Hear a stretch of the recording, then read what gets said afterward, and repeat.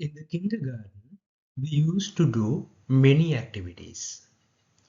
Fill in the blanks, draw the missing parts of an image. But all these activities are necessary and essential for our brain. Why is that? There are two reasons.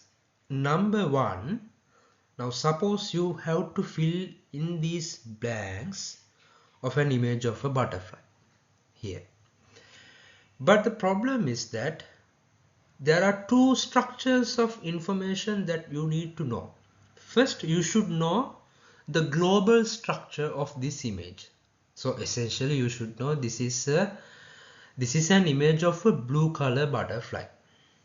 Second, you should also know, if you want to fill a specific cell like this, then you should also know the local information content.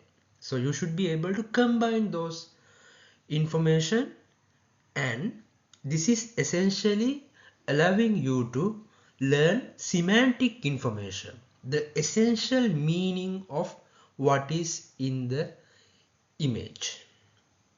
So in the primary goal of masked autoencoders is also the same. It's a very interesting idea. So number one, we take an image, we cover a certain percentage of patches in that image.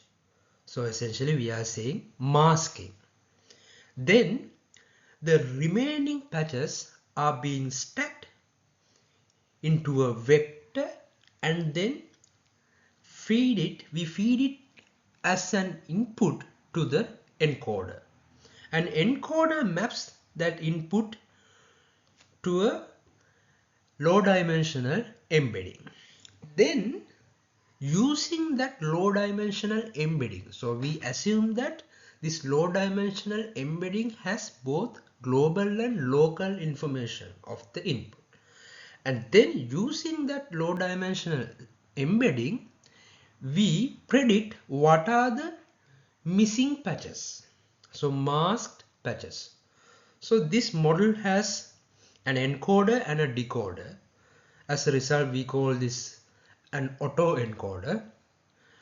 And since we are inputting the model masked images, we call this masked autoencoders, or MAE. And another very interesting fact is that you may have heard denoising autoencoders. We add noise and we remove noise. But here we are also doing something very similar. This is also a very similar setup to denoising autoencoders. Thank you.